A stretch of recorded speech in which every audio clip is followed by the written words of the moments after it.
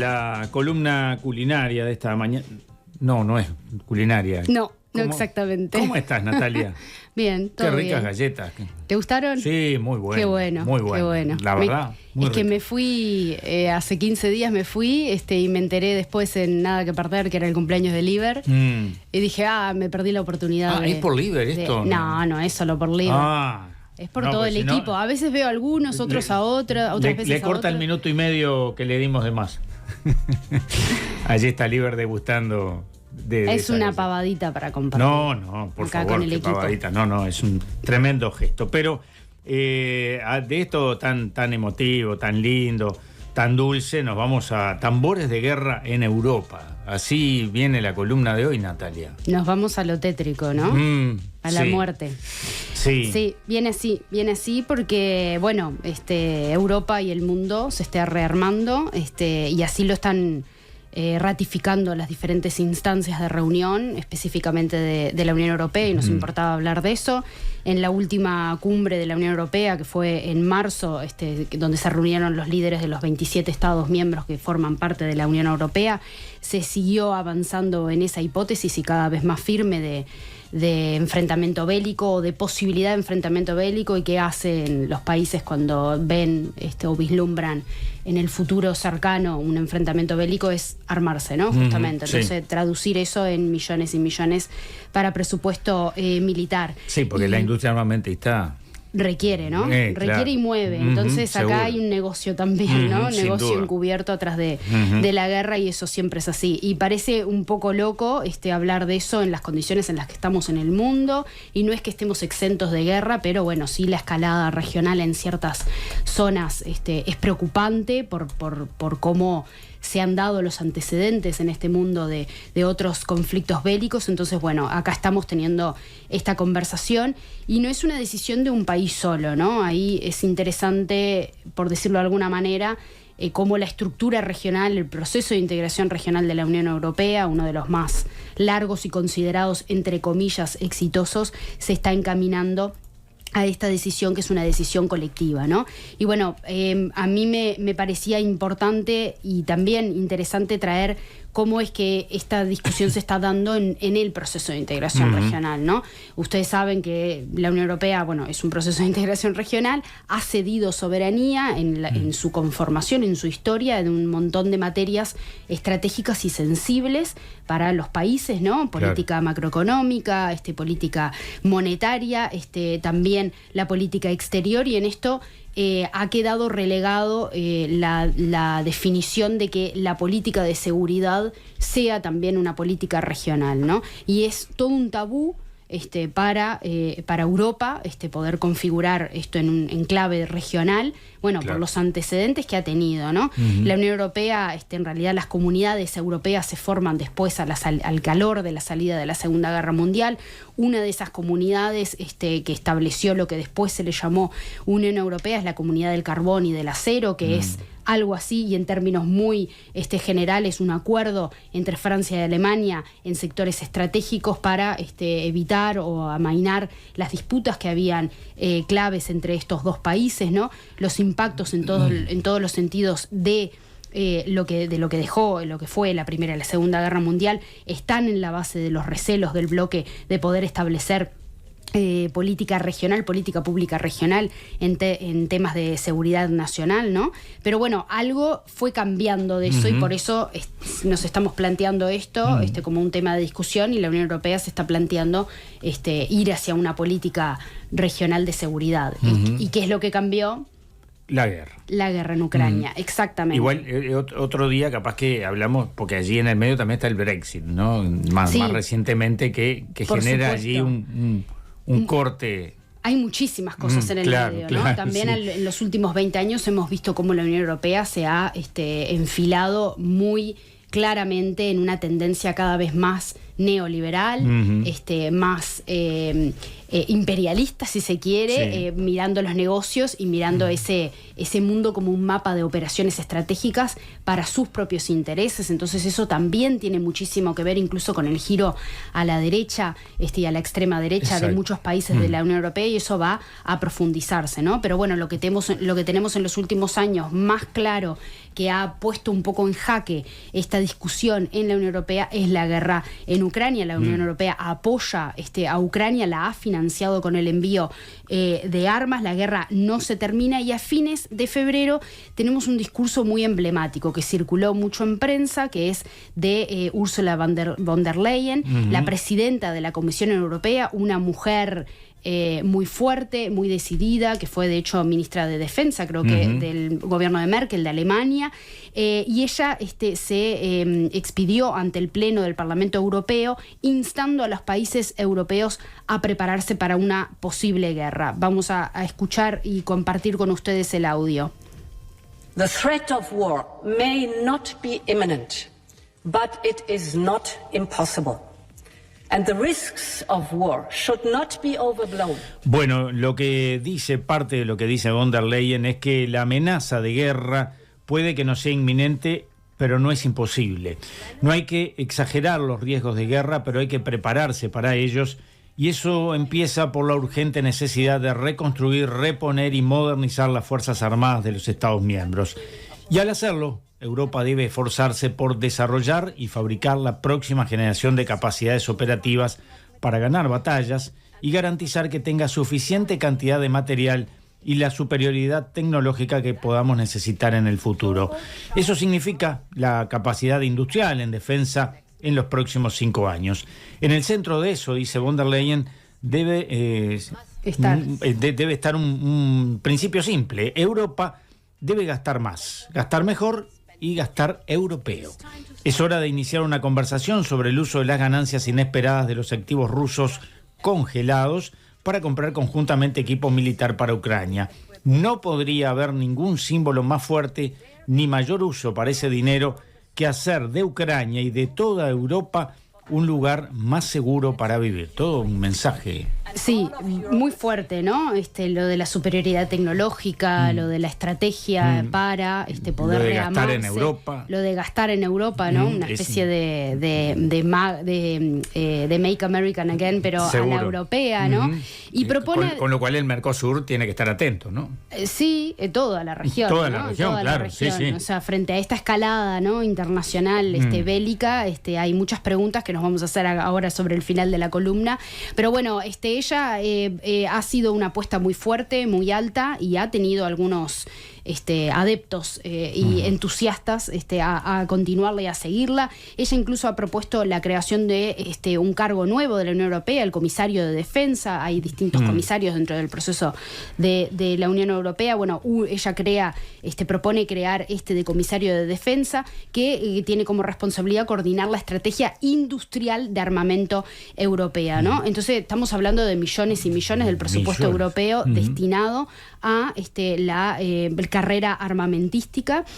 La presidenta también, plantea el financiamiento del Banco Europeo de Inversiones, que es un banco muy potente e importante de la Unión Europea para proyectos que sean conjuntos regionales. O sea, la mirada en clave regional es tremendo, ¿no? Porque la mirada en clave regional, que puede ser tan positiva y que lo traemos acá una y otra vez para hablar de integración regional y de la necesidad de ese internacionalismo y de cómo configurarse para nuestra región, ¿no? En América Latina y el Caribe, y aparece para el mal, ¿no? Para la política de la muerte. E incluso esto de poder utilizar los activos rusos del Banco Central de Rusia, que están congelados en la Unión Europea, y esos activos se estiman alrededor de 15.000 millones de euros entre 2023 y 2027. Son ganancias esperadas, ¿no? Y la guerra tiene eso, ¿no? Se responde a la guerra con más guerra. Lo que ha traído el llamado efecto Ucrania para Europa es justamente esto, y algunos algunas cifras para mostrar y datos que son interesantes para ver en perspectiva también cómo no es solamente la Unión Europea, cómo esta carrera es mundial, ¿no? El gasto mundial militar creció en 2022 por octavo año consecutivo, pasando a ser 2.055.000 millones de euros, que equivale al 2.2% del PIB mundial. Rusia, por supuesto, aumentó un 70% las partidas militares en el presupuesto 2024. Los 10 mayores vendedores de armas, según la participación en el total de ventas entre el 2017 y el 2022, son Estados Unidos, Rusia, Francia, China, Alemania, Italia, Reino Unido, Israel, España y Corea del Sur. 4 países son pertenecientes a la Unión Europea. De los miembros de la OTAN, los presupuestos de defensa de Finlandia, Hungría, Rumania, República Checa, Eslovaquia se dispararon en los últimos años y solamente Polonia le dedica el 4% de su PIB a la defensa. Lituania, en 8 años, que van del 2014 al 2022, aumentó de 270% su gasto militar y Letonia un 173%. No son solo estos países, también en Asia hay países rearmándose. Corea del Sur está en su carrera para convertirse en el top 4 de principales países exportadores de armas. Francia hoy está en ese segundo lugar, desplazando momentáneamente a Rusia, que está encargándose a la interna de suplirse de materiales de guerra para la guerra en Ucrania. Y Japón también, que se caracteriza por un país que no ha aumentado su presupuesto militar, está planteándose como un desafío sin precedentes lo que son las ambiciones de China en la región. Entonces está empezando también a aumentar su presupuesto militar. Y hay 2 países que recientemente ingresaron a la OTAN. Saben, la OTAN se reavivó a partir de la guerra en Ucrania, ¿no? Y hay 2 países como Finlandia y Suecia, que fueron tradicionalmente neutrales a estas iniciativas, que ingresaron muy recientemente el año pasado y este año a la OTAN. Ucrania sigue sin entrar en la OTAN. Ucrania sigue sin entrar a la OTAN, pero está gestionando y ya negociando en esa etapa previa de ingreso a la Unión Europea. Entonces eso también va a configurar un escenario distinto de los miembros de la Unión Europea cuando Ucrania sea parte miembro. Me quedé pensando, ¿no? También qué pasa con Corea del Norte, ¿no? Que está allí coqueteando con Rusia. Sí. Por decirlo de alguna manera, ¿no? Sí, o sea, si vemos cuáles son si lo vemos en un mapa, y hay una nota muy interesante de hace unos meses del Le Monde Diplomatique, de donde también salen algunos de estos números que traen de distintas fuentes. Si vemos el mapa de cuáles son los países que se están rearmando, bueno, las alertas rojas y las banderas rojas están todas en Asia, en Europa, bueno, por supuesto en Estados Unidos, algo en África, América Latina y el Caribe, desierto totalmente. Es una buena noticia porque América Latina y el Caribe ha sido definido como territorio de paz, y también vemos que los escenarios unipolares en el mundo afectan de manera muy particular también a América Latina y el Caribe, y que no es un escenario en el que nosotros nos vamos a sentir muy cómodos. Pero ¿qué pasa con también pensar, y esta era la última reflexión, en la integración regional también como condición previa para la paz, ¿no? Y hay una construcción necesaria de la paz para poder desarrollar integración regional, pero también viceversa, ¿no? La integración regional, para poder desarrollarse, necesita de la paz. Y acá traíamos... Ahora también no pasan a ser territorios muy vulnerables. Sí, pero la respuesta desde la región para construir paz no necesariamente tendría que ser vista como una carrera armamentista, ¿no? Y poder, porque lo que plantea von der Leyen ahí es cómo generamos una industria regional europea para los europeos, para defendernos de la guerra o para ir a la guerra. Claro. Pero no necesariamente la coordinación de defensa exterior, incluso de la seguridad nacional, tiene por qué estar definida frente a un conflicto bélico. Claro. Hay un montón de cuestiones que se pueden articular a nivel militar que no tienen que estar al servicio de la política de la muerte, por decirlo de alguna manera, ¿no? Y cuáles son las conclusiones que sacamos de la experiencia de haber vivido 2 tremendas guerras mundiales, ¿no? Nos encaminamos hacia algo de ese tipo, una escalada de ese tipo. Bueno, ya lo veremos o no, pero el futuro está bastante sombrío. Incluso sin guerra era bastante sombrío, ¿no? Hay que pensar cuáles son los desafíos que tenemos por delante en el mundo y cuáles son las estrategias que estamos diseñando para enfrentarlos, ¿no? Y lo que ha traído el cambio climático, la crisis climática ambiental, es un desafío tremendo, que también nos habla, por un lado, de países que tienen una política de la muerte para enfrentar el cambio climático, y otros países que están intentando articular políticas en torno a la cooperación en estos temas, ¿no?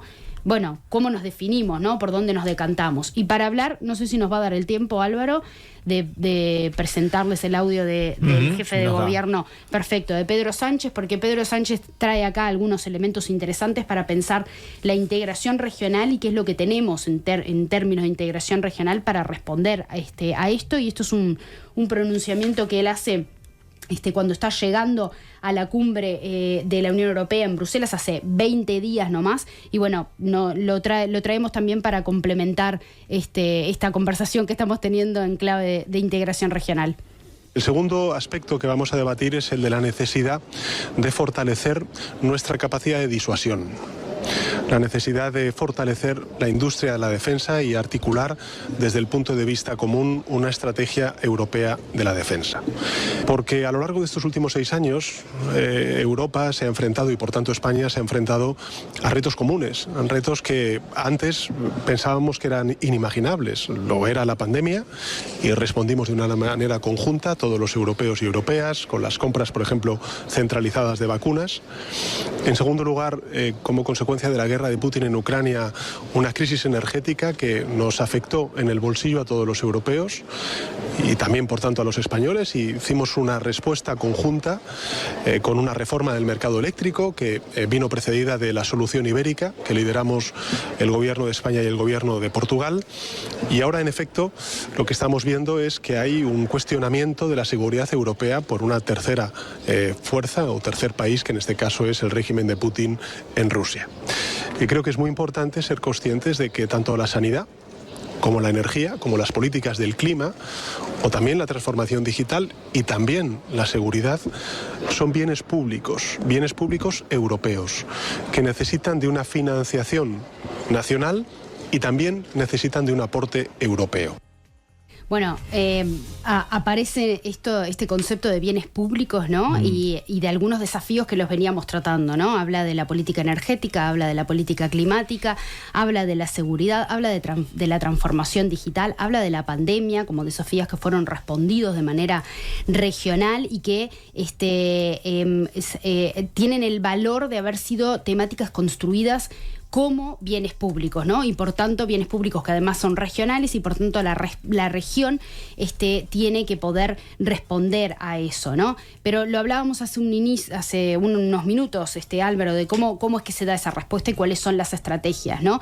El cuestionamiento a la seguridad europea es respondida por la Unión Europea no con más cooperación, diálogo político, con estrategias regionales para desactivar, digamos, esos conflictos y llegar a acuerdos por la vía del diálogo y de la cooperación y también de recursos, sino por la vía de más guerra, ¿no? De responder con más política incendiaria, por decirlo de alguna manera, y es esto que le llamamos política de la muerte, ¿no? Y de grandes intereses que hay detrás, ¿no? Porque en la industria armamentística no hablamos, pero hay enormes empresas gigantes que han lucrado históricamente con esto, y todos los retiros de tropas en países devastados por la guerra, en las finales de la guerra, han visto cómo afloraban estas empresas de reconstrucción, seguro, ¿no? De los territorios, y lo que vamos a ver eventualmente en un futuro si sigue de esa manera. Me acuerdo de la guerra Irán-Irak, por ejemplo. Sí, pero además en los Balcanes, también en la Segunda Guerra Mundial, también, el presupuesto fue puesto para reconstruirlo y lo que eso significó.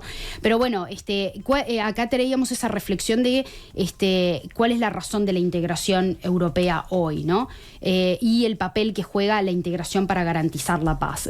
También en la región, el Mercosur y hay otros procesos de integración regional han sabido resolver anticipadamente algunas de estas cuestiones con mecanismos para garantizar la democracia en los países, pensando sobre todo en golpes de Estado, no en conflictos bélicos, pero bueno, es una tensión que le plantea a los procesos de integración regional y es una discusión también dónde es que eso va a terminar. Hay otras cuestiones que podríamos traer a la mesa que complejizarían también el análisis, ¿no? ¿Qué va a pasar con las elecciones en Estados Unidos? Si gana Trump, ¿qué es lo que va a significar eso para esta hipótesis bélica que traíamos en la Unión Europea? Algunos analistas plantean, ¿no?, que gane Trump sería como echarle incluso más leña al fuego, que la Unión Europea se va a ver un poco desprovista de ese reaseguro estadounidense respecto a la guerra en Ucrania, ¿no? Y también lo que eso va a significar en términos de envalentonar gobiernos de extrema derecha que están un poco a la orden del día de poder ir, ¿no?, directamente cortar y atajar,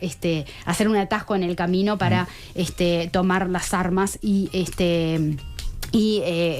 acrecentar ese conflicto, ¿no? Y bueno, y esto de la multipolaridad que veníamos hablando, ¿no?, de cómo eso podría ser un beneficio o no para los intereses de nuestra región, y estamos mirando esto un poco como espectadores, ¿no? Por suerte, porque no hay nadie intentando, como en algún momento se quiso hacer, bueno, apoyar la guerra en Ucrania, ¿no? Apoyar la defensa de Ucrania en el territorio. No, América Latina es absolutamente marginal en esta discusión, en términos materiales, en términos de interés, en términos económicos, pero bueno, también tenemos efectos e impactos de esto que seguro que ya los vimos con la crisis energética que provocó, y los vamos a poder seguir viendo si esto sigue en este camino, y ojalá que no, ojalá que en las próximas columnas podamos hablar de más de política para la paz, ¿no?, y no para la muerte. Esperemos que sí. Natalia, muchísimas gracias. Gracias a ustedes. Nos reencontramos. Info 24, la actualidad que nos mueve.